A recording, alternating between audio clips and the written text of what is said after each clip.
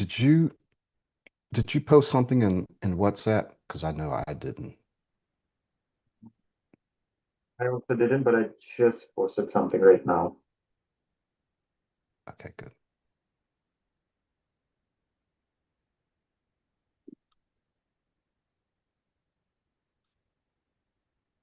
Here's the link for the YouTube live in case you want to keep an eye on that also. So, okay, I can open that on my phone, probably.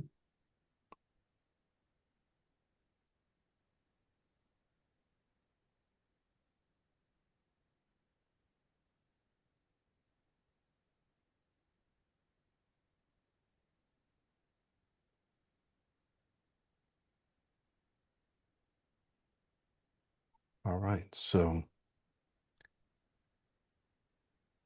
yeah, we can probably get started in a minute or two. Is it already live streaming?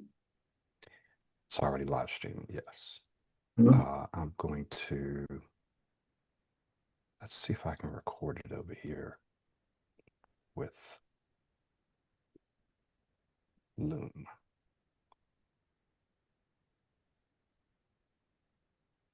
Maybe that works.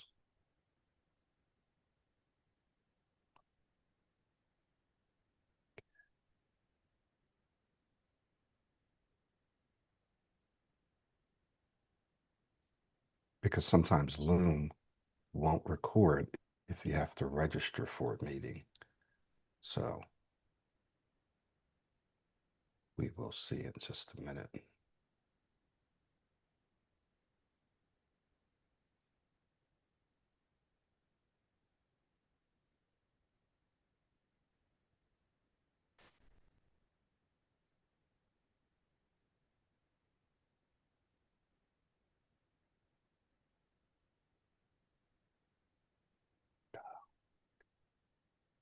Is it?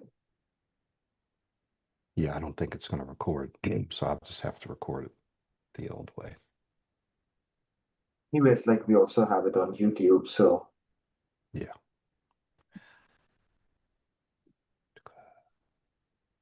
Okay. All right, man. We can go ahead and get it started now. sounds good. Hi, everybody. Welcome wherever you're watching it and whenever you're watching it. If you're watching it later on YouTube or you're watching it right now on YouTube or Zoom, it's going to be an interesting session, not like a traditional webinar that we usually do, but it's going to fall more in a podcast version, in a conversational version, where Michael and myself, we would be having conversation around various topics, various things that we often hear clients ask questions about, mention either the one-on-one clients, the clients inside the virtual speech masters. But not only would we be having a conversation, you can jump in, you can add comments, you can ask questions throughout the discussion, and will have some further room for questions towards the end. But make sure that you jump in when you have a comment, when you have a question. If you're on YouTube, you can write a comment. If you're on Zoom right now, you can just unmute yourself, say something, write something in the chat box. Unfortunately, if you're watching it later on YouTube, you cannot make a comment that we can answer right now, but we'll go ahead this way. Michael, so shall we get started? Let's get started. I see you're Yeah. doing a lot of stuff right now with Zoom and YouTube and recording in Yeah. Zoom. I was just adding a post.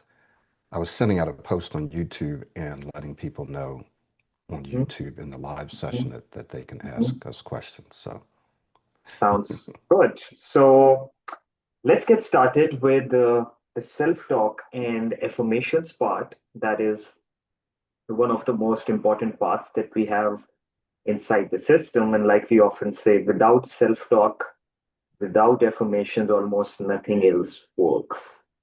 So, Michael, yeah. would you like to get started with this topic, or do you want me to get started? Yeah, I'll share a few things. And Giovanni is on here. He's one of my current clients. And Mhm. Giovanni, if you want to chime in after I'm done, somewhere in between, that'd be great. You can do video, you can do just voice if you want. But we've been talking about this very thing, and he said the other day that he was just starting to realize how important self-talk and affirmations are, especially while you're speaking. While you're speaking, so if he if he's able, I would love for him to chime in and say whatever he would like to say in his own words. But sorry, Michael, currently at work, just listening. Okay, yeah, so he's not able to join it. But another client of mine, I think it's Vanessa. She said the same thing. That she said she's been working with me for several weeks now, and she said she missed this, even though I've been saying it the whole time. It's in the material. She said she was just focused on other things, and it's finally become apparent to her how important self-talk is, and especially self-talk in the moment. So, why is it important, and what does it address? Well, as briefly as I can possibly be, um, we have certain thought patterns, things that we think, worry, negative anticipation. Uh-oh, I have to introduce myself. I have a meeting coming up. I have to answer the phone. I have to say these letters or these words. So we start negatively anticipating. We can also hear ourselves saying, oh, I'm not going to be able to say that, or I'm going to have a bad speaking day. Sometimes, like Vanessa and I were talking about, it's not a conscious thought, but it's a feeling. You just feel like you're not going to be able to say it. You feel like you're going to have a bad day. And a lot of this comes from your previous experience, right? Which is wired into to kind of our procedural memory. This is the way it is. This is the way we're going to act. Um, a lot of it has to do with our beliefs. So you don't even have to think or say anything. It's just because you believe this, then for you, it becomes true. So if you are watching or listening, and this is something that you are experiencing, which I would say all of our clients at some point experience this, right? Like they all experience this. Um, then self-talk, affirmations, and listening to audio as well as listening to affirmations is probably the biggest solution. Now, visualization, verbalization, extremely powerful, maybe even more powerful for some of you than this. But self-talk, absolutely necessary. Listening to affirmations, because it's passive, one of the things that it does for our clients is it boosts their confidence and changes the content of their thinking. Okay. So all my clients tell me when they're listening to affirmations, they start to just feel more confident. And Farrukh, maybe you can talk about when a person feels more confident, the cascading effect and the ripple effect that that has. And then it starts to change what they say to themselves, what they think, and even how they feel. So I'll stop there. Sure, Michael. Thank you. Excellent point. So, just like we mentioned, without self-talk, there's almost nothing that works. So, all the rest of the stuff that is inside the system, or even if you're following something else or you're doing something else, you need self talk in order for you to be able to do those things. You need self talk in order for yourself to be able to focus on these things. We can tell you, do this, slow down, extend, blend, do this. But if you're not actively reminding yourself to constantly do that in the moment, before speaking, while speaking, it just won't work out.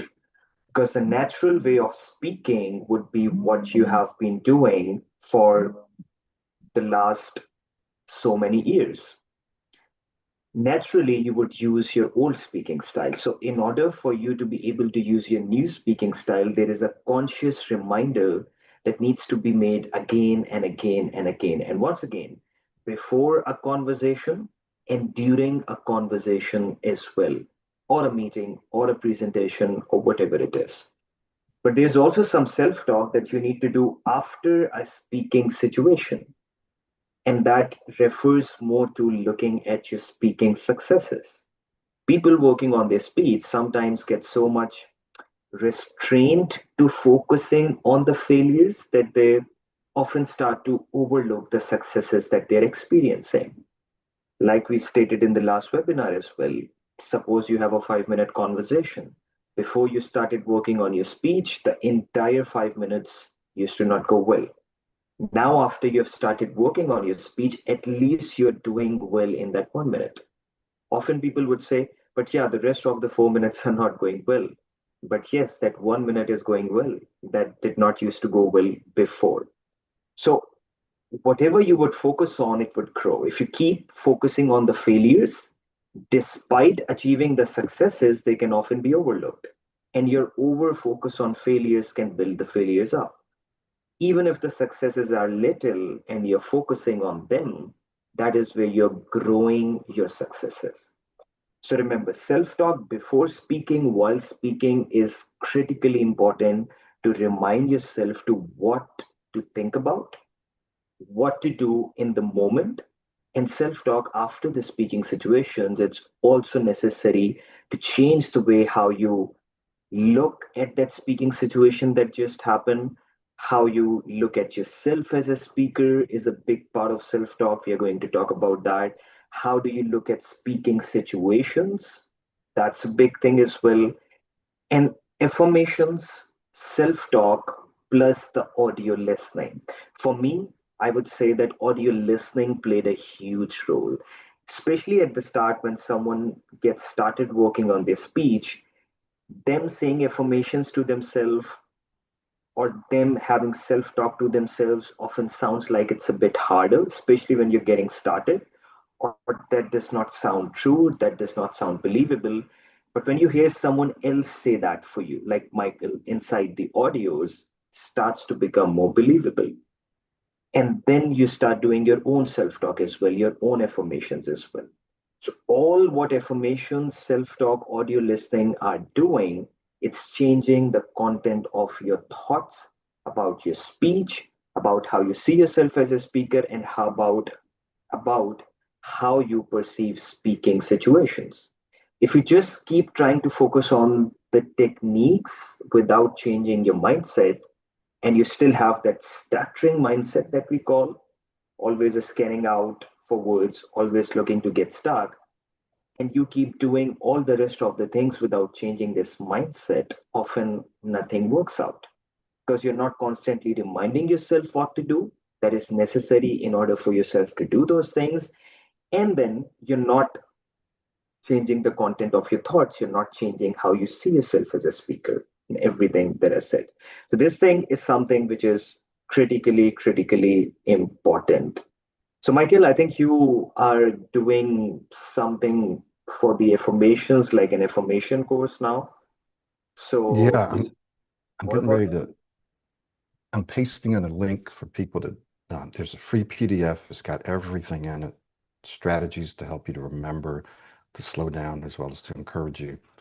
It's got affirmations in there, and then the next link I'm going to post is for you to actually get the affirmations on SoundWise.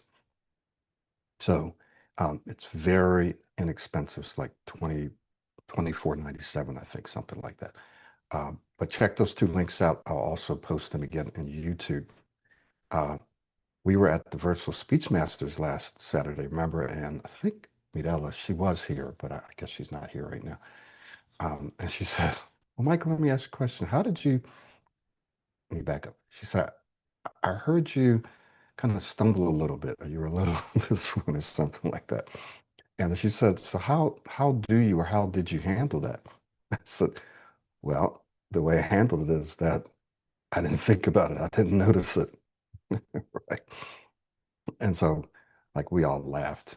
But when your identity changes, and you'll always hear us say, everyone is this fluent from time to time. No one speaks perfectly fluent 100% of the time. There might be someone who speaks perfectly fluent sometimes, maybe even a lot, but no one's going to be 100% fluent 100% of the time. And that includes us. And so, yeah, there will be times where you'll hear me stumble or double or have a disfluency or something like that. And because my identity has changed, most of the time, if not the vast majority of the time, I don't even think about it. I don't even notice it. It's like we say, like a bump in the road, you just go over the bump and you just keep rolling. Um, so it's important to know, and we can kind of shift into identity. I think this is a good segue into that. But initially, you may have to do a lot of self-talk around uh, encouraging yourself, encouraging yourself to do certain things in the moment. Like Farrukh said before, self-talk affirmation is important. During, they're critically important because you have to raise your awareness of what you're actually doing in that moment, what you're thinking in the moment. And some people say, well, how can I think about slowing down or breathing while I'm speaking or when I'm under pressure? Trust me, you can do it. And once it becomes a habit, then you don't really have to do it, but you can do it. You can do it. And then there is the self-talk affirmations after, so you don't do what we call ruminate, go back and beat yourself up, right? All three of these periods of time are important. So what begins to happen is the more you change your self-talk and you stop negatively anticipating for the most part, you stop beating yourself up, you get to a place where hopefully you can stop thinking about, well, I have to introduce myself or I have to go do this. And once you, or even when you're speaking, if you stumble over something, you don't even notice it or it doesn't bother you. So all of that is a result of positive, constructive self-talk, as well as a shifting in your identity. So there will become a time where you don't have to do a lot of self-talk. Now, I still do self-talk in other areas of my life to just encourage myself to do things.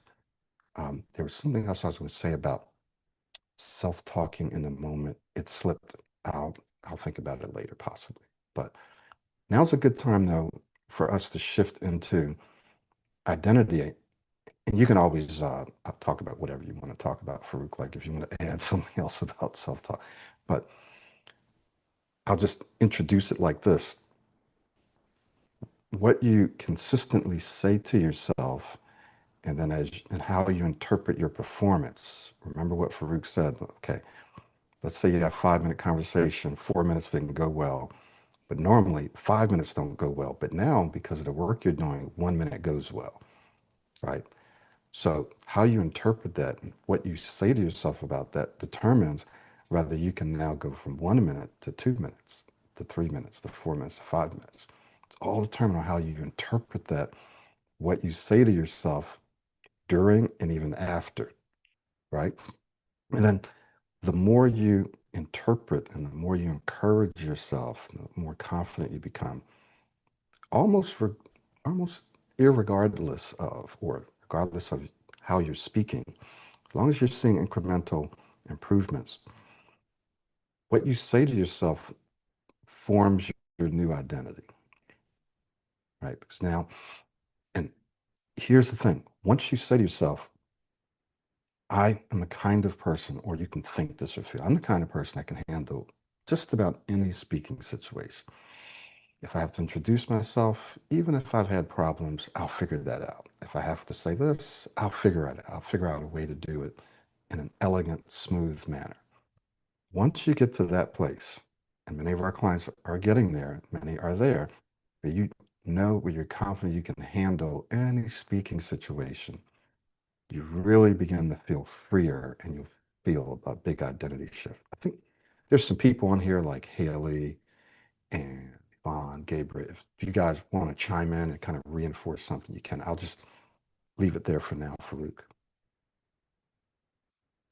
Sounds good, Michael. Thank you. And the ultimate point when Michael says that you're confident to go out in any speaking situation that you have to speak, that does not mean people sometimes feel that it means we will not feel nervous before a presentation, we will not feel nervous before an important conversation at all. Even we feel that.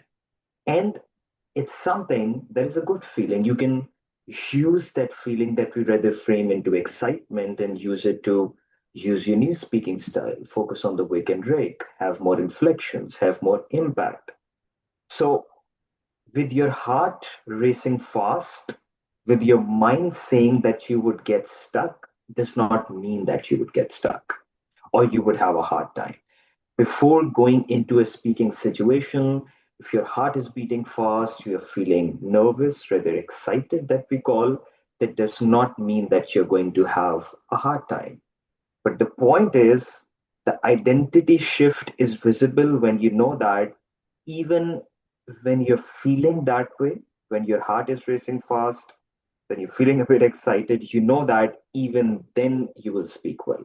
So you're going into a presentation, you're going into an interview, there is a bit of that feeling, but you still know that you're going to go and do well. That's where you know that your identity is beginning to shift. Your identity is starting to shift. So that is something which is really, really important. And then identity also shifts with new experiences that your brain visualizes, that your brain sees for yourself. And how will you change those experiences with everything that we just talked about, with a lot of self talk, affirmations, audio listening, but then using this mindset to go out and speak in speaking situations? Like we often talk about going proactively, engaging yourself in speaking situations, gaining the successes, and then your brain starts to see, oh, that is how you are as a speaker now. Your speaking identities is starting to change. You're speaking more smoothly now. You're feeling more calm now. So, with you using all these things, self talk, affirmations, audio listening, and then consistently going out there, activating and using your new speaking style once again by self talk, constantly reminding yourself to do so. Once you keep doing this over and over, and once your brain sees that you're speaking smoothly over and over again, that identity shift starts to happen. Our brains like to focus on problems. So once the brain realizes that it's no longer a problem, once the brain realizes that getting stuck is no longer a problem, it's not a big deal, it stops focusing on that because brain does not like to focus a lot on what's going well. It's mostly trying to focus on what's not going well. So some people, when we ask them to, if they have a hard time saying their name or something, to blend it with the words previous to it or something like that, just giving an example, people often ask that, is that something that we have to do for our whole life? And the answer is no.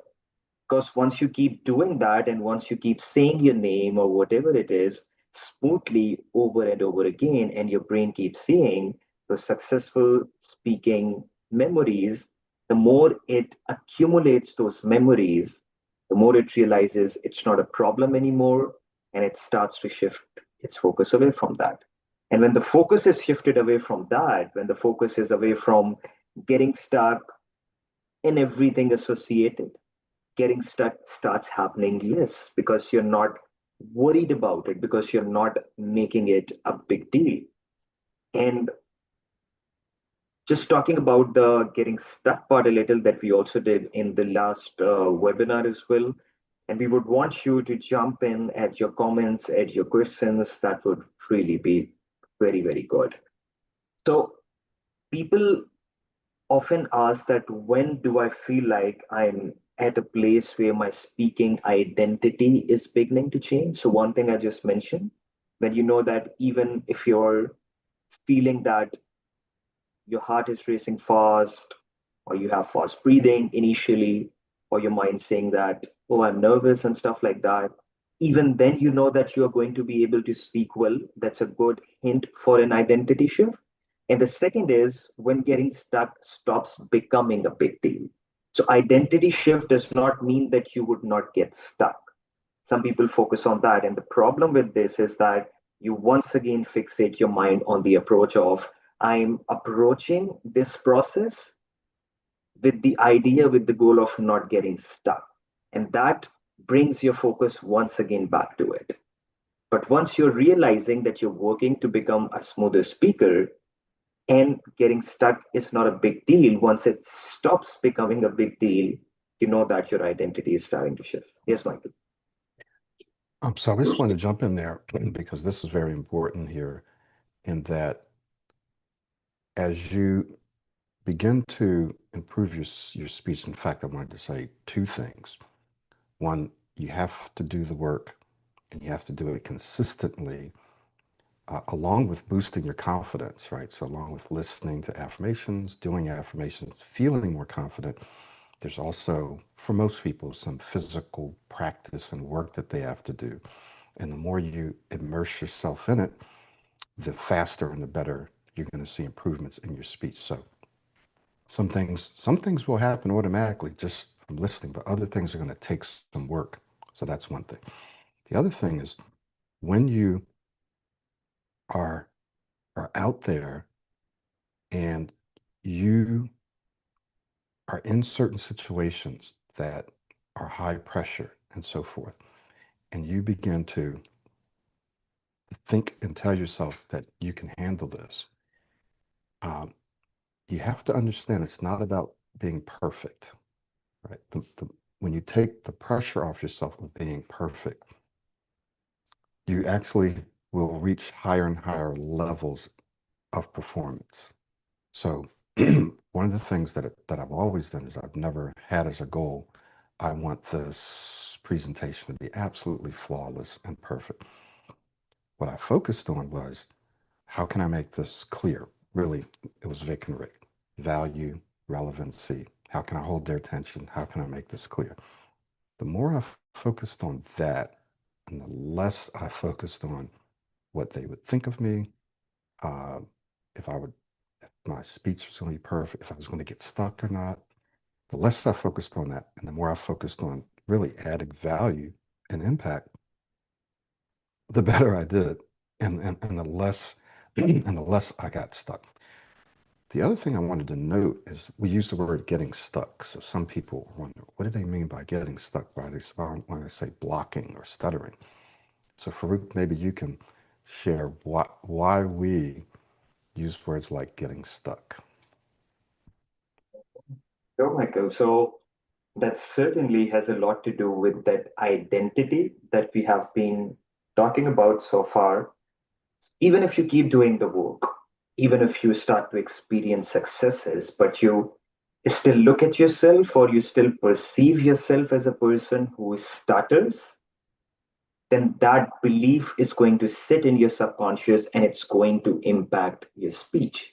Even if you feel like your speech is starting to improve, if you feel like I'm improving my speech as someone who stutters, I'm beginning to stutter less, I'm beginning to block less, then once again, the focus is still stuttering, the focus is still blocking, and you're still looking yourself as someone who stutters. And that would impact your identity and that would impact your speech. When you change the words to something like getting stuck, although you might say that's the same thing, yes, it's the same thing, but how you say it makes a huge amount of difference. Because if you go out and look out there in the real world, you will find that almost everyone get stuck from time to time. Just like Michael said, nobody is 100% fluent 100% of the times. But they don't listen, they don't identify themselves as someone who stutters. For some reason, within a certain period of our lives, probably when we were a child, something happened, we got stuck, we got a pretty negative reaction to that. Then we started worrying about it more, and then we created a self identity that I am someone who stutters. So if you're beginning to work on your speech, especially with the Pro 90D speech system, you know that our goal is not to get you to a place where you don't get stuck. It's to get you to a place where you speak in an excellent, impactful, smooth manner. And obviously, this and getting stuck can't be happening at the same time. So the getting stuck part takes care of itself. But the more you try to remove it, the more it happens. So the goal should be clear. I'm getting in, I'm working on my speech to become a smoother speaker, to become an excellent speaker, to become an impactful speaker. And the words stuttering, blocking have to not be used at all, because until then you would still keep associating with those words. Your goal would still be to not stutter more, to not block more, even to not get stuck more. And you can use get stuck. It's a much less impactful word than stuttering or blocking. And then you know that everybody gets stuck. Even better, I think, is to say that I just spoke less smoothly. During that time, during that conversation, during that meeting, there were some times where I spoke less smoothly. So this way, you would always be measuring your success in terms of smoother speech. Some people, they just come to us and they said that that situation was successful because I got stuck or I started or whatever less. That's good. That's what we want. But we want you to look at it like it was more smooth. Although that's the same thing, but how you look at it, just like I said, makes an incredible amount of difference. Likewise, if you perceive certain speaking situations where you did not do very well, and you say, I got stuck more, or even more impactful, I stuttered more, or I blocked more, instead of that, you can say that I just spoke less smoothly. All right, now what can I do to speak more smoothly? So once you change your mindset to that, your mind is always focused on smooth speed, smooth speed, smooth speed, smooth speed. Okay, this was less smooth, this was more smooth. How can I make it more smooth? So when you're constantly focused on that, your smoothness level starts to increase. Even if you're measuring your successes by I'm stuttering less, then subconsciously you're still focusing on stuttering. And when you would scan to see if you're stuttering less, you would stutter more, because once again, your mind is back to stuttering when you are checking whether you're stuttering, whether you're blocking or not. But when you're always scanning for smooth speech, I want smooth speech, that is something that begins to change. And it's a win win situation, like we talk about. Once you go in this direction, the getting stuck part, stuttering part, and everything takes care of itself. In short, don't use the word stuttering, blocking at all. If you want to say something, for example, our client saying something to us, they use something like get stuck. But even better, I would say, is to look at it in terms of less smooth, more smooth, and measure your successes based on that. Even if it did not go well, say that it was less smooth. It was still smooth, but probably less smooth. Now, what can I do to make it more smooth? So, welcome, Cassandra, and good to see you. If you have any questions or comments, please feel free to jump in. Um, and we do have a question from YouTube that I think I posted on here from Jamal. And he said, over the last couple of months, I can see my identity change where getting stuck doesn't bother me. Great. However, one question I have is that there are times during high pressure speaking situations when I get stuck and I feel that fight or flight gets activated. I just start stumbling my entire phrase. What would you recommend to do when I feel myself getting stuck so it doesn't affect my entire conversation? So that's his question. Um, so I'm going to open that up. I don't know if you have any comments or even advice that you've been using recently, Cassandra. If you'd like to share, you can. Um, or Farrukh, and then I'll jump in also. So the question is, you're talking, then all of a sudden you get stuck, and then all, and then everything just starts to go downhill. What do you do to kind of keep that from happening? Mhm. Sandra, would you like to go first, or? Sure, I can go. So I'm actually still in the prepping or the learning phase. So I have not perfected that at this present time. So I'll defer it to you guys to answer that as I'm still in that mode of trying to adjust and learn all this myself. Sure. Now, one thing that we want you to know, if you're doing something that's been helping you, whether or not you've perfected or not, but if it's helping you, feel free to share it, right? Because it's, there are other people who are where you are, and there's something that you're learning that's helping, right? So just feel free to share it. You don't have to be an expert or anything. It's just from wherever you are So, at that okay. time. Well, Yeah. yes, I do have something to add then. So Okay.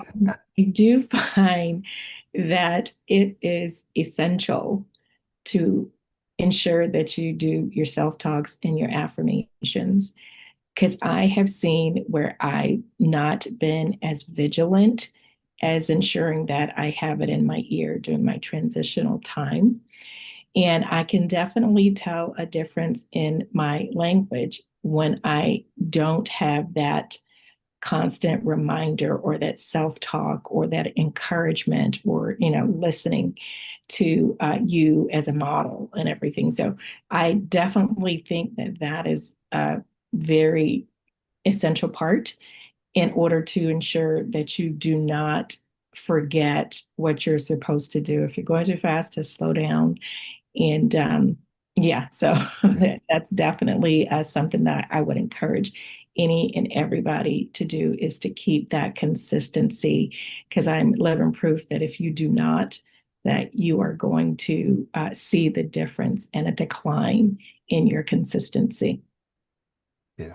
Well, let me add to what you said as it relates to the question of Jamal, because he's one of my coaching clients. He just has, I think, one more session left, Mhm. actually. And it is really exposure. Sometimes it comes down to you can have all the techniques that you want. You can watch and listen to everything. Sometimes you just have to, not sometimes, but you almost always have to just get in and experience it. Just do it and feel the fear fail, right? You just got to get in and do what we call desensitize yourself. Now, I experience this quite often when I'm speaking Spanish. Not my first language. I'd say I'm semi-fluent. Sometimes I get in, know exactly what I want to say, just can't say it. Can't say it. I would blocking, whatever you want to call it, Mhm. getting stuck. Can't say it. However, I just keep doing it. And the more I do it, just even within several minutes, it just could be 10 minutes, like I'm sitting in the barber's chair or I'm sitting out someplace and talking with a friend that speaks Spanish. And just within several minutes, start to become a little more relaxed. I ignore the fact that I got stuck. This is all self-talk, right? I'm just reminding myself in the moment, okay, that's all right. I don't beat myself up. It's okay, keep trying, try to say it this way, try to say it that way. And just by trying, become a little more relaxed, a little more comfortable, and I start and I'm able to speak a little more fluently, but only because I expose myself and experience the failure and the fear, right? And then I just keep going. And lo and behold, if I do that long enough, I become more relaxed, more confident, and more fluent. So if I do it for a day, I'm much more fluent. If I do it for 2 days. Mhm. And then it has that ripple effect where because I've gone out and I did it and I felt a bit more confident that I'm going to go out and I'm actually going to try to speak to more people and repeat that same process. So the feedback loop gets shortened, which means I can improve faster. Mhm. So a couple things to remember, you got to put in the work and the time. And ultimately, you have to expose yourself, right? To just experience it, shorten the feedback loop, fail as quickly as you can, fail as fast as you can, so that all of a sudden you're desensitized to it. Now you can start thinking more clearly. Now you can start to implement the things that you're telling yourself to do in the moment. Mhm. Oh my God. Thank you. Great answer, I would say. So, uh, adding to the answer or repeating the answer. You could say both. So the first thing, just like Michael said, is be sensitizing yourself to it. Second thing I would say that we just mentioned it is start changing your approach to getting stuck. And then the third thing, when you're in the moment and something like that happens, you just ask yourself, am I still in my new speaking style or do I feel like I'm drifting off? Am I speaking fast right now? Am I doing something that's taking me out of my new speaking style? So you ask yourself, what can I do right now that can trigger back my smooth speech? So you might realize, okay, let me breathe a bit more. Okay, let me slow down a bit more. Let me extend a bit more. So you do that in the moment and you feel like it triggers the new speaking style back again. And sometimes I often see that it's hard for people to change from, let's say, fast to slow speech in the moment. So for example, if you're going really really fast and you're feeling like you would get stuck in the moment, it's a bit hard to change directly to slow speech. But what you can do is that you can just pause, breathe, and then once again trigger slow speech, which ultimately triggers back your new speaking style. So sometimes that getting stuck part happens because you just realize, hey, I'm doing something wrong. Probably I'm not doing enough of that self talk to remind myself to use my new speaking style. So let me just pause, breathe, and do something that triggers it back again. Some people, breathing triggers their new speaking style. For some people, extending. For some people, visualizing their model. For some people, slowing down. For some people, using their hands.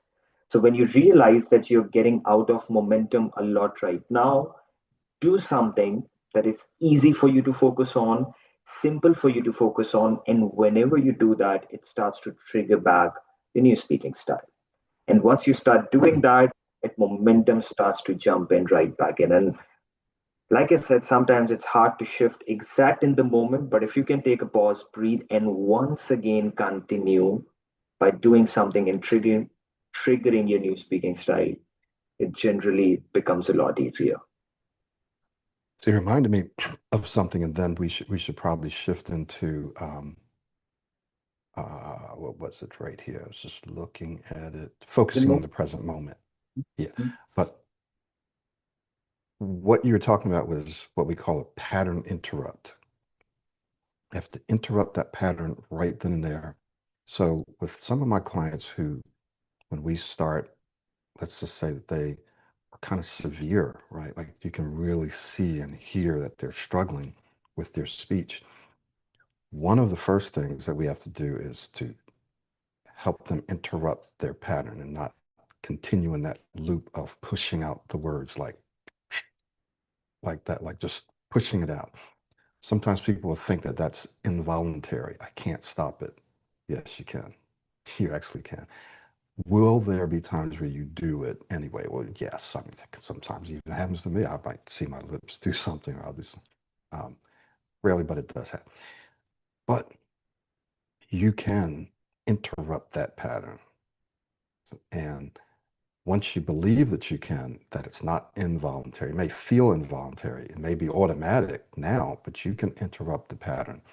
It all goes back to self-talk, like becoming aware. Oh, wait a minute. I'm pushing out a word.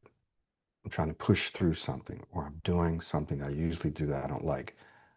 I need to interrupt this pattern by doing something else. And sometimes if you're just getting started and you don't have all the tools, sometimes it's just stopping, taking a breath, going back a word or two, or adding a word or two in there, but changing that word changing how you say that, interrupting that pattern. Because if you keep, for example, pushing out words, what your brain is doing is simply just reinforcing a current dominant pattern. It just reinforces like this is what we do, this is how we speak. So you can expect to replace that with something new, smoother speech, if you keep allowing the old pattern to reinforce itself. Think of it like this. Let's just say you had a long-term relationship with someone. It's really strong. You broke up with that person. Now you're developing a new relationship. Well, if you keep calling and talking to and going out with the old person, you're going to keep you're going to keep the bond between you and that old person, that old relationship, right?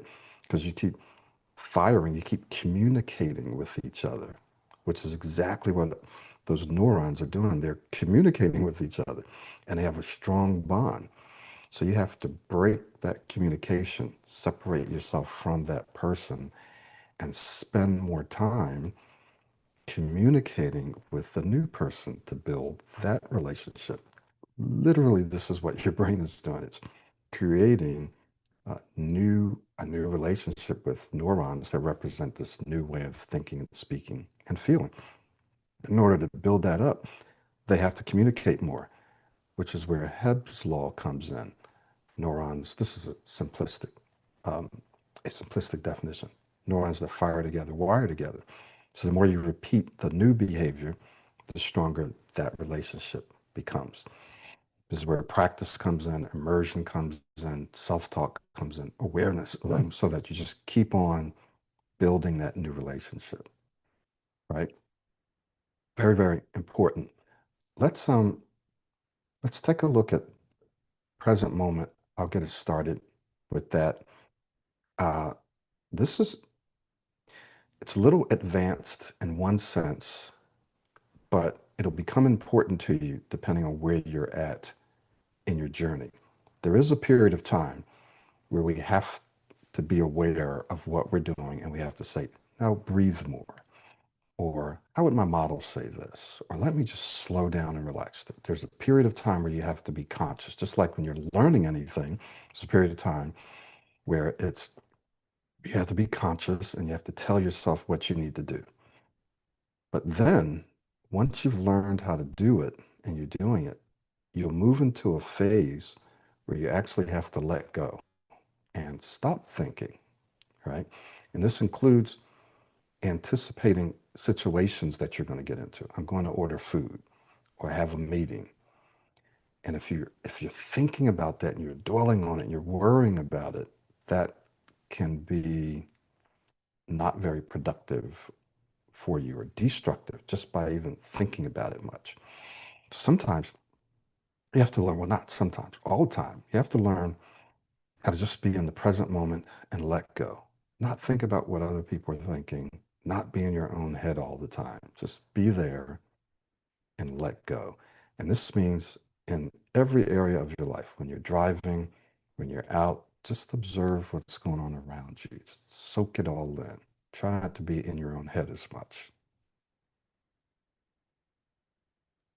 Thank you, Michael. That was a really good explanation for that. And I'll just add on to that by stating something that I saw with myself a lot, and I also saw with some of you quite often, especially with myself a lot, that while someone was speaking, when I was speaking to someone over the phone, instead of listening to them and instead of having to put my mind to listen to them, I was always in my head about what I need to say next, and then worry about how I would say it. And then what if I cannot say it? And this and that. Now, focusing on that does not help your speech. Like Michael said, it is destructive. And then the second thing, you're not listening to what the other person is saying. So, a good part about a conversation, let's say, is to just tune into the listener. Once again, that focus shift that you need, your mind drifts off towards, oh, what do I have to say? And what if I get stuck on that towards back to the listener? Then your focus goes away, then you get it back to the listener. So everything that we speak about, the work on your speech, the change of your mindset, it's all about focus. Once you learn how to keep this focus towards where you want, like Michael said, for example, when we go into presentations, for example, when I gave a talk at an organization right here in Frankfurt, I did feel like I'm going in as a speech coach. So what if I get stuck? What if people see me that I'm about to get stuck and I fumble and stuff like that? But then I immediately changed my focus towards what I want to give to them. What do the audience have to take away from this session? How can I impact them? How can I give them at least one thing that they take away from it? And that focus shift took it entirely to another level. So it's all about focus, where you are focusing on in terms of your speech, whether the spotlight you're getting it on you or you're getting the spotlight on the audience. I need to give something to them instead of they are sitting here to judge me. And what if I do this? And what if I do that? And everything. So focus shift is incredibly important. And even in order to live in the present moment, you would need that focus. You would need to focus on the present moment. It just won't happen automatically because we are so used to being in our heads. Even myself, and even I have to learn to do that in various things. I know I should not be in my head right now and focus on this instead, but I look at myself and say that, oh, I can see that I'm in my head. So, this is something that is really helpful. So, being in the present moment, stuff like meditation can help a lot with this skill. All meditation has to do is that it helps you keep your focus in the right place. So, for example, breath based meditations focus on focusing on your breathing. Your focus, your thoughts wander, but you put it back onto your breathing, then they wander, then you put back onto your breathing. Sometimes meditation can be as simple as focusing on what you can see right now, you can hear right now, smell right now, something like that. So, all this is doing is training your focus. And once you train your focus, it becomes easy to use your new speaking style because you know that I need to focus on this to speak more smoothly. It becomes easy for you to focus on the other person instead of yourself. It becomes for you easy to focus on the present moment, becomes easy for you to train yourself to focus on what do I want to give to the person, what do I want to give to the audience, instead of they are watching me, they are looking at me. So three things. One, we have a question. Two, wanted to add, like just wanted to pause and ask you, Cassandra, if you had anything to add. Like, was there anything that really perked up for you that you that you wanted to share? And then I wanted to share a little story about focus. So go ahead. Yeah, so in my, excuse me, in my recent coaching sessions with you, I didn't realize the vast quantity of times I said, I'd been doing it for so long. And it really came to light when I impromptu recorded myself when I was doing a status update in the presence of probably about 100 or so people. And I sent it to Michael, and Michael was like, you're saying a whole lot. And I personally, because I'd been doing it for so long, I didn't realize it. And so now what I'm doing, and I actually have a little sticky on my computer here to kind of like, okay, you need to focus on not saying so many times. And Michael, I've been recording myself in some of my meetings, and I can see a difference sometimes, but then I slip back and then I'll go, oh goodness, I said it like too many times. So trying to be in the moment and trying to understand that this is a that this is not a good way to be a smooth, confident speaker is by using all those ums. So I'm trying to be in that present moment to take the time to slow down and to pause and to not use those filler words. So yeah, I understand that, and it's definitely something that I'm going to continue to work on. And I'm occasionally doing my recordings when I'm talking in some of my meetings. Just said it again. But yeah, so that's something that I am doing now. I have my little reminder, and when I realize it, sometimes I don't realize it until I go back and listen to it again. But when I'm in the moment, then I'm trying to catch myself and change it, pause, extend, and so something instead of the so. Yeah. You've done an excellent job today. I think maybe I only heard it once or twice, but it was almost unnoticeable just because we all do uhs and ums from time to time. But I was listening to you and watching you both times, really. I think you've done, like, I mean, just you know, completely different. Had you done this a week or two ago, we probably would have heard a lot of ums.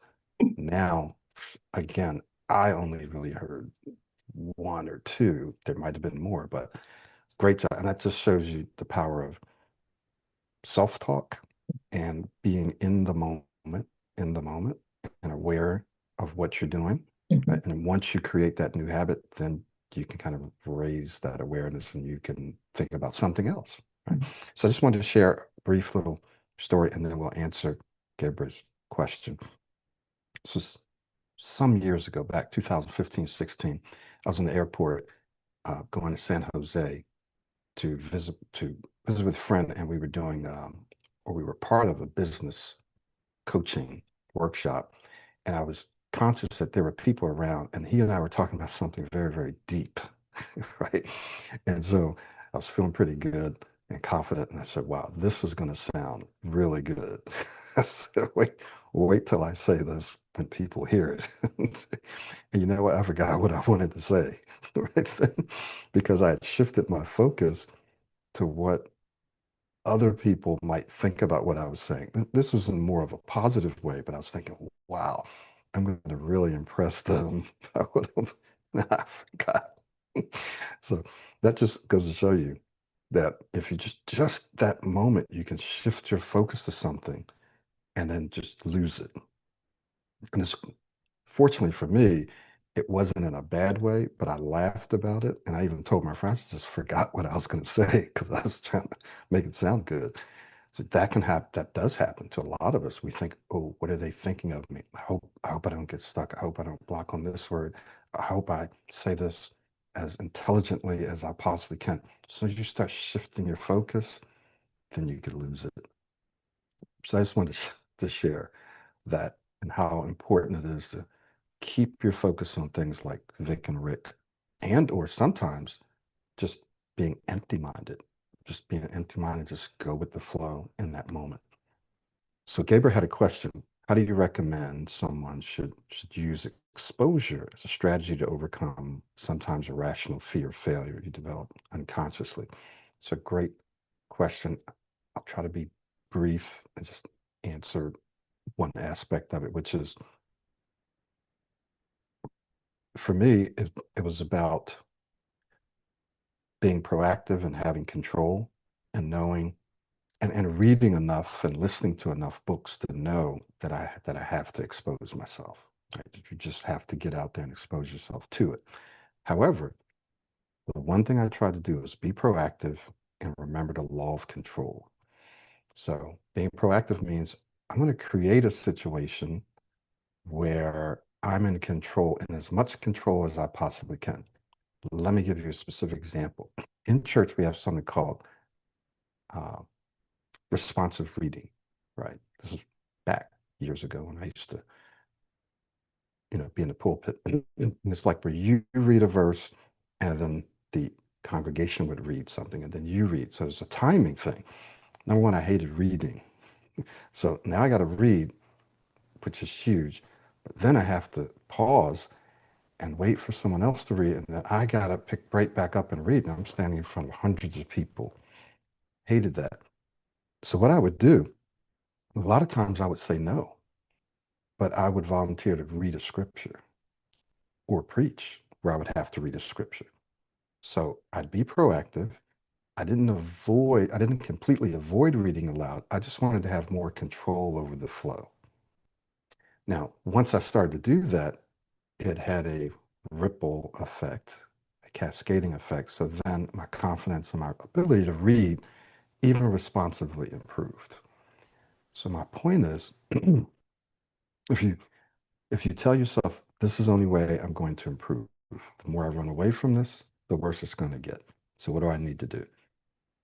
I want to expose myself, but I want to try to have as much control because if the more in control I feel, the more confident I'll feel, the more relaxed I'll feel, the better I'm probably going to perform. So I want to create situations where I'm leading, I'm initiating, introducing myself, where I'm reading what I want to read. And by doing that, you'll perform better, you'll build your confidence, change your identity, and you will be okay with exposing yourself. So that's my little answer to that. What do you guys think? So, great answer, Michael. I'll just add something very, very little right here.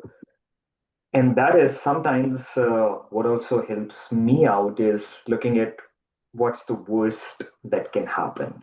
Now, a good part about being having so much unsuccessful speaking experiences in the past, like I've been to stages and not being able to say even a single word and then having to come back. So I know subconsciously that I've already experienced the worst. So nothing worse can happen than that. So once you often look at that's the worst that can happen, that sometimes often starts to alleviate some of the fear because you realize that even the worst is not such big a deal that it would end the world for you and stuff like that. And then, just like we said at the start, your heart beating fast, you feeling like you might fail, does not mean that you would. So, how you can actually counter that feeling is by exposing yourself. So this fear of exposure would start to get down once you start exposing yourself and doing something new. So whenever we talk about exposing yourself, we do not mean that go out there and speak in the same way that you used to, but go out there, expose yourself, and use whatever you have been learning. Use your new speaking style. And once you visualize, once your brain sees that, hey, here's a here's a success that I just experienced, then guess what starts to happen? You know that, or you start to accumulate more successful speaking experiences. So that starts to grow. And the focus on what if I fail, what if this happens, what if that happens, start to diminish. So you can look at the worst scenario that can happen even if you go out there and get stuck. And I'm sure that many situations like this would have happened with you in the past. So look at what the worst that can happen. And then expose yourself, use your new speaking style, and oftentimes it's just getting yourself there. It's just raising your hand. It's just starting to say something. And once you expose yourself, once you start off well, it generally starts to go well then. And the more you do that, the more successes you experience, the more successes you accumulate, the more sample your brain has to change your speaking identity. All right, so this is changing now. This is who I am as a speaker now, or this is who I'm becoming as a speaker now. So, yeah, just wanted to add to that. Thanks, Farrukh. So somebody had a question, a statement and a question. When I'm reading a book in front of class, I never stammer on any word. And when I speak in front of class, I stammer all the time. So part of that's identity, right? Because that's apparently what's happening. But this person is also saying, this is what happens to me. This is what I tend to do. So that means that's part of their identity. When I read, I'm fine. When I speak, I'm not. So one thing that we have to do is begin to change the mindset about speaking in front of class, about speaking, right? We have to change the mindset, which the mindset, the thoughts that you have, the what you listen to, affirmations and self-talk, starts to make you feel a bit more confident. But then there are probably some things that need to be changed about the speaking style. And this is where the work comes in. This is where modeling comes in, for example, which is what we need to shift to next. So modeling is a way we all learned, every person on this earth learned how to speak their initial language by modeling because they didn't know how to read at first, right? You don't know how to read as a little teeny baby, but you do know how to observe. So what you learn how to do is just by watching and listening, feeling, and sensing, you learn to speak your first language. Then later you learn how to read and so forth and so on. So modeling is one way to help a person change their speaking style. It also helps you kind of boost your confidence because you can borrow the confidence of your model. I know when I model, I changed my speaking style. Changed my posture. It boosted my confidence because I felt like my model and I wanted to feel that way. So modeling can help you with all of that. And then we also have something called free flow speaking, as well as proactive speaking techniques. So you learn how to breathe differently, maintain airflow and sound while you're speaking. You learn how to enunciate or articulate. So all those different techniques one has to practice so that when you get up in front of class, you actually have something different that you can do. Now, the first time, second, or whatever, you try to get up in front of class, you may not do as well as you would like just because that uh, stress response and your belief in your identity says, when I get up to speak in front of class, I usually get stuck.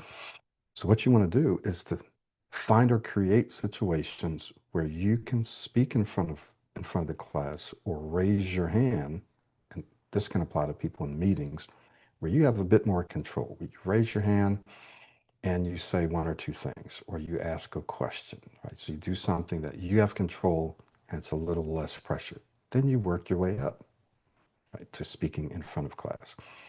Um, you can practice modeling. You can also visualize. You can self-talk. All of these things can improve. And like Farrukh said, the worst has probably already happened.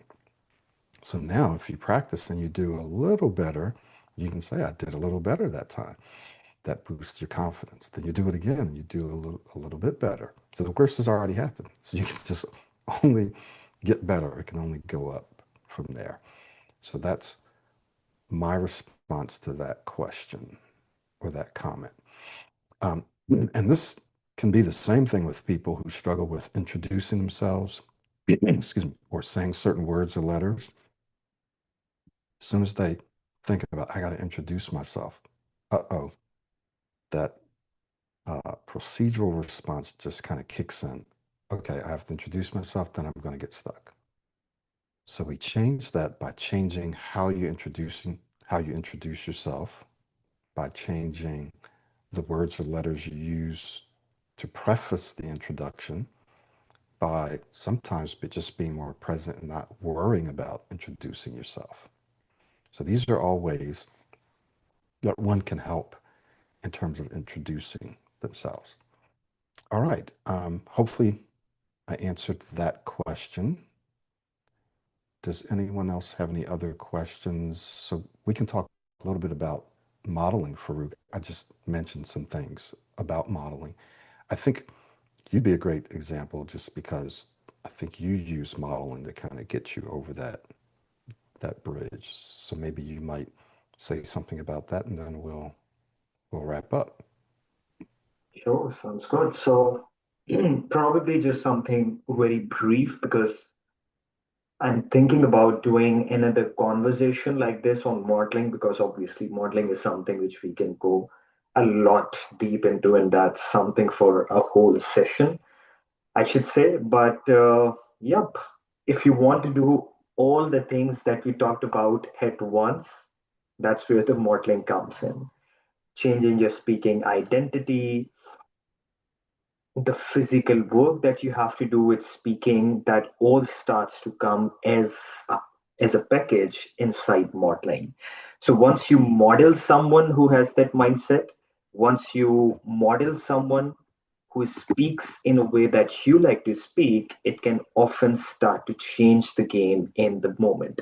But of course, it comes with a lot of practice. It comes with a lot of observational learning that we say of your model, listening to audios, watching videos, and then consistent practice by yourself over and over again, where we have formal modeling, free flow modeling, formal modeling, let's say, where you're modeling a clip of your model. You say the exact same words in the exact same way, then you can compare your video against the model, and then seeing your own content focusing on your model. Like myself, I modeled Michael for my own language as well, that I used to speak back in my country 99% of the times. So you can also model someone in another language. If you can find a model in your own language, good. If you cannot, you can also model Michael for that, or model whomever you want, because the speaking style stays the same. You just need to model the speaking style back into your language. At that time, I did not have a good model in my own language. I modeled Michael and it worked. So, modeling practice and then consistently going out there, asking yourself the question, if my model was here right now, how would he speak? How would he feel? How would he act? Just like an actor gets into a role that has been given to them in a movie, let's say, they become that role, they become that person. It's just like that. You focus on becoming that person, like you're in the shoes of your model right now. And you ask yourself, how would my model think right now, feel like, feel right now, speak right now? Oftentimes, what you just need is a simple trigger to activate your modeling style. Sometimes, when you slow down your speech, you start to get into your modeling zone. But all of the triggering happens once you have been practicing at the back end. If you continue to practice modeling at the back end, out there in the real world, you can focus on one or two things that your model does: slowing down, breathing, using your hands in a certain way, visualizing your model at that moment. And you find that whenever you do that, it starts to trigger modeling. And even if you leave out the triggering modeling, even when you start to ask yourself these questions, how would my model feel, act, speak, you're positively distracting yourself out of what if I get stuck? What if I have a hard time? So it's serving as a distraction, and you're modeling someone whom you would like to speak the way that they speak. And then modeling does not mean speaking like someone in the long term. I don't speak exactly like Michael. I have my own speaking style. But you can model someone to make the process faster, and once you reach to where you want, if you want to change something in your speech, you can always play around with that.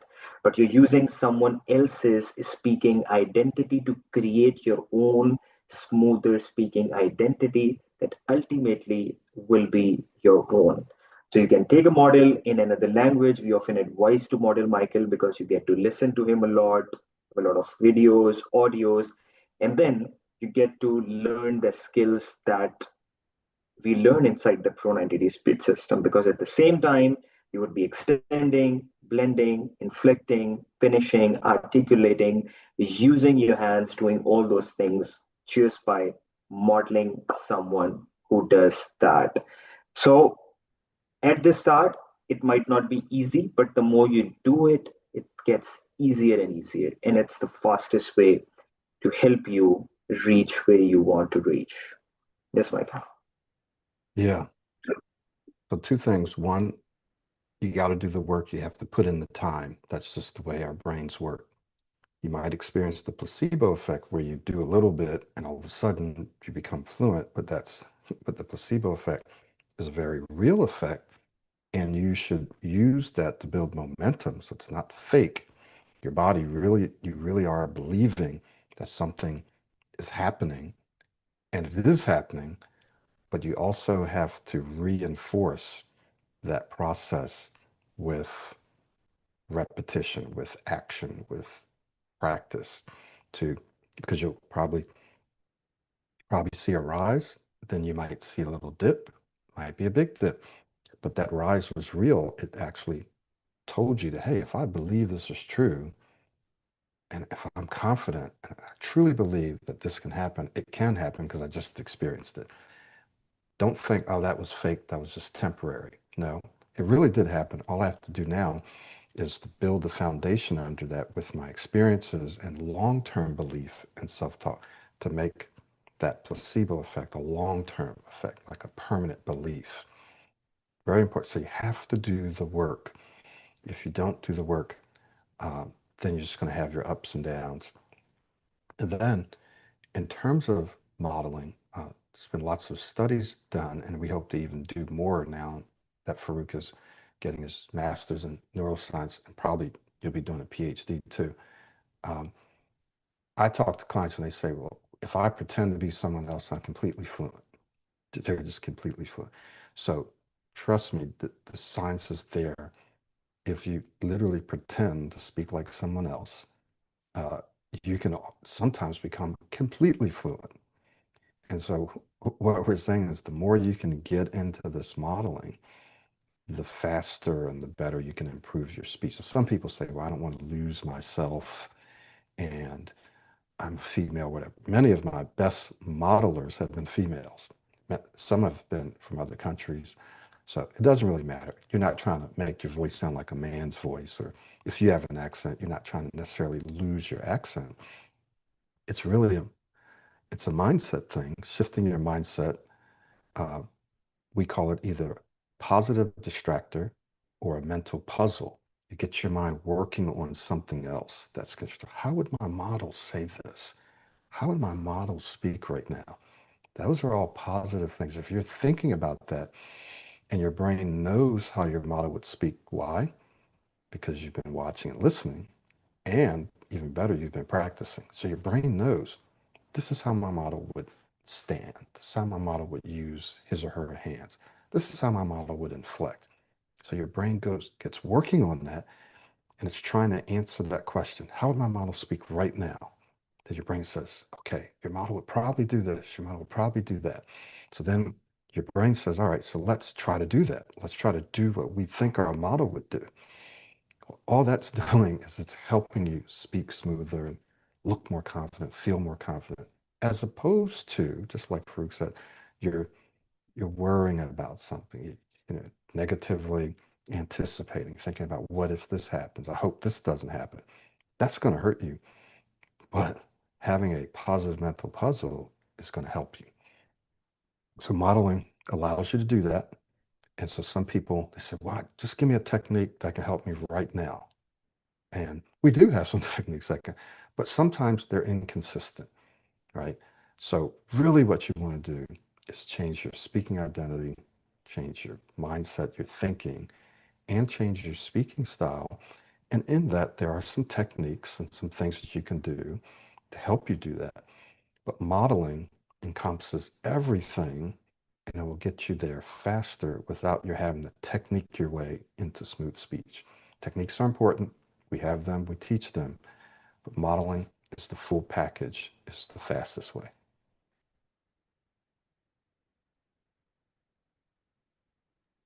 Sounds good, Michael. Thank you for adding that. Do we have any additional questions or comments from anybody? Someone asked over here on YouTube, well, they said, thank you for our explanation, answering that question. They asked, do we recommend reading aloud? And I'm going to say, absolutely yes, we recommend reading aloud, especially if you, now, even if you don't struggle with reading aloud, but if you do struggle, reading aloud, reading on camera, reading because the words are there, you can shift your focus more to your style, your breathing, and your rhythm, and your enunciation, and all those things. However, reading aloud should not replace things like free flow speaking or just practicing saying things that you would say during your day because it requires a usage of different parts of your brain, right? Reading the content is there. When you're speaking, you kind of have to come up with the content in the moment. And so that's a major difference. So you want to do both. You want to do both. Don't think that reading aloud and not doing the other practices will help because reading aloud is easier. You really want to do both. Yeah, and just to like add in general terms to that, not especially for reading aloud, whatever practices you're doing, whatever you're working on, whatever you're focusing on, going out there in the real world and speaking, don't say that I'm extending or I'm blending or I'm doing this because when I do this, I won't get stuck. Because that would ultimately shift your mind back towards the getting stuck part. Do all those things to speak more smoothly, do all those things to move you in the right direction. Because if you look at it like I'm extending to not get stuck, then you will start extending and then you will start anticipating and checking whether you're getting stuck, and that would bring you back to getting stuck, even though you're extending. So do all of the things with the focus of speaking more smoothly, of speaking in your new speaking style, whatever we said right here, whatever we have said in the past, or whatever Michael has been saying for the last 15, 16 years. Yeah. And that's the whole goal of Pro 90D. It really, believe it or not, it really isn't to help you to stop stuttering. It's to help you to become an excellent speaker, speak smoothly, clearly, calmly, confidently. Because we know that if you're doing that 95% of the time, 98, 97, then that means you can't be doing whatever you're doing now, stuttering, blocking, getting stuck, speaking chop. You can't be doing that 50%, 30%, 20%, 10%, right? You can't because the numbers don't add up. So the more you're doing this, the less you'll do that. And it's just better to focus on this, which is speaking smoothly, right? Because that's more positive, and just let this take care of itself. That's what Pro 90 is. That's why we have a lot of professionals like Cassandra. She's an author. She has her own book. We have professionals like her. We have doctors. We have regular folks that come in. We have students. And I think the common denominator is that, excuse me, most of them don't just want to stop stuttering, but they want to actually, they need to become excellent speakers. They need to command an audience. They need to project authority, confidence. They want to help people. They want to add value. That's the difference with Pro 90D. We're also holistic. We don't just deal with speech and techniques. We also don't just deal with mindset and affirmations, right? And we don't just deal with identity. It's the whole thing. So we want to encourage any of you that are watching this now or later, if you want to accelerate your process, you can get in touch with Farrukh or myself via our website, pro90d.com. And you can book an assessment session with us. You see Cassandra here and you see some of our other clients here. And we didn't even ask Cassandra to come on. She just popped in and she shared her real life experiences. So if you want to kind of accelerate, one of my good friends, Tom, says that the long term never happens if you don't start now, right? And I also say the time will pass anyway, so you might as well get started right now. If you're struggling, if you've got interviews coming up, presentations coming up, then get in, do the work now. We do have that affirmations program. It's very inexpensive. It's a great way to get started.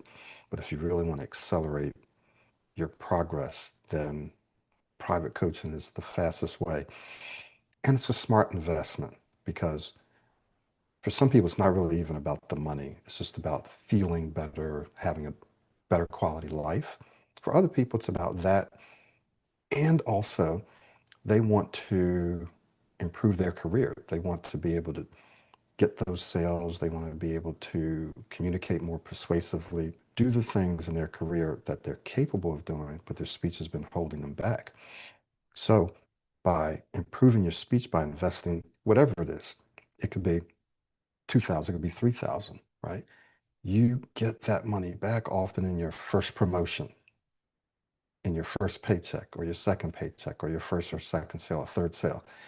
But then it's the investment that keeps on giving. You don't just get your money back then, you get it back in every additional paycheck and every additional position that you are promoted in because your speech has improved. So it's an investment.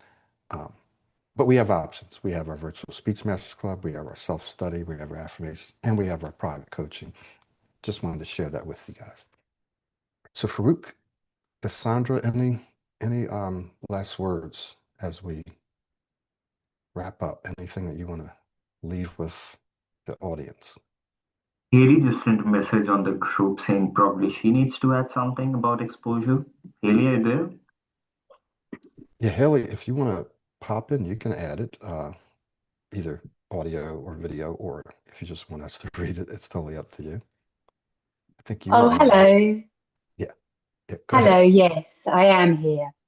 I just wanted to double up on something really that you were saying about exposure. I've spent a long time practicing and exposing myself throughout the last few months. And at first, it really does.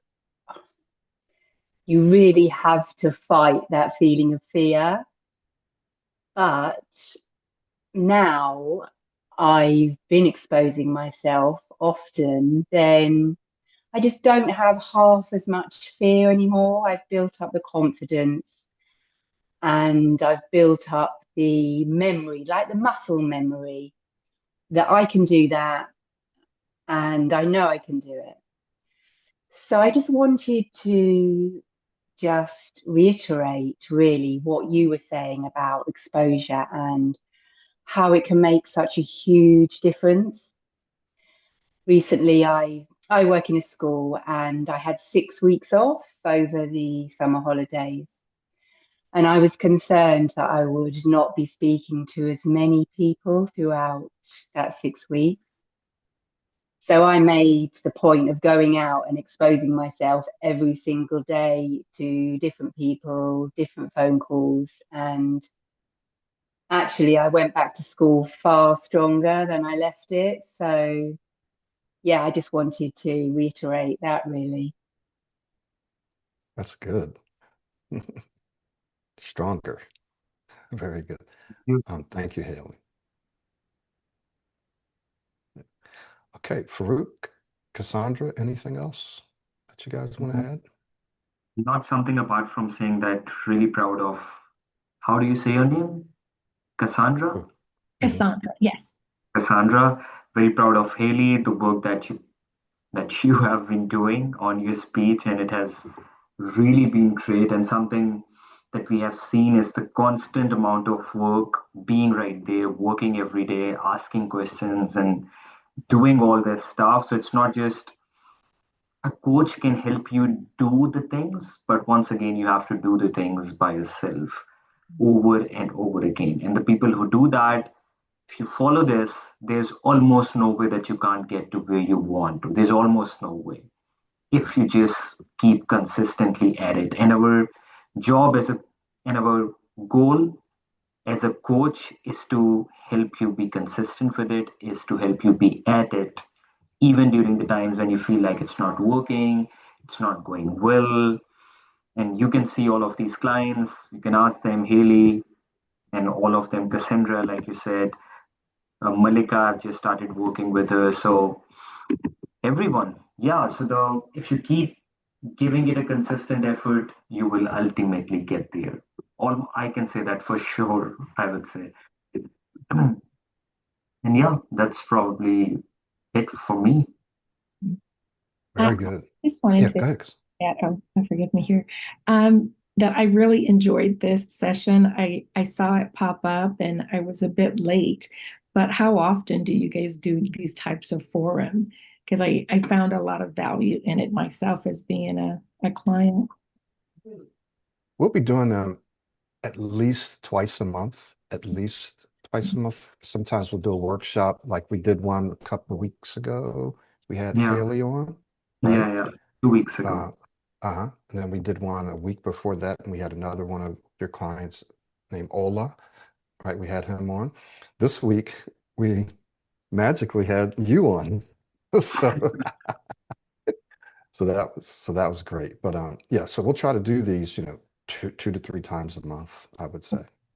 Okay, sounds good. Thank you for being here. It Thank you. really makes a big difference to us as well as to the people who are watching to see real people and you're in the process. So that's very, very important. Right. Nice to be here. Okay, guys, thank you. So, okay, someone asked, would you recommend to model 6-second video and master speaking style, and then move and repeat it, play, pause for 20 minutes with your modeling video? Good question. Kind of detailed. We'll summarize it, break it down, and say, I would say we have people start out with 37 seconds, but anywhere from 30 seconds to a minute you can start out with. You want to memorize it so you can kind of get the exact words. You don't have to memorize somebody's video. You can just study how they speak and try to speak like them. Um, but I've found over the last 13 years that it's better to have people memorize so they don't skip words that I'm using, right? That they're using the same words.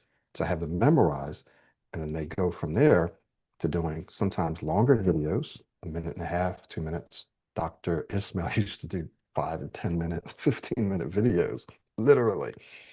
Um, and then you have to figure out your own schedule in terms of how long you actually do it. Sometimes I recommend that people do practices in smaller chunks, 5 minutes, 10 minutes, 15 minutes here. You can do longer chunks. So it's really up to you. And yes, you do want to, in some of your practice sessions, you want to record yourself. You don't have to do it every time you practice, but some you want to record yourself for the same reason Cassandra said she started recording herself so she could play it back and go, oh, wow, I didn't even know I was doing this or I wasn't doing this. So some practices, record yourself, play it back, watch it, play your model, compare the two, then do it again. Okay. All right. So we'll wrap up there and we'll see everyone the next time. The replay will automatically be on YouTube, but we'll also be sending this out via email. Okay. So thank you all. Thank you, Farrukh, Cassandra. Thank everyone else, Gabriel, Giovanni, Haley, Lika, Sibella.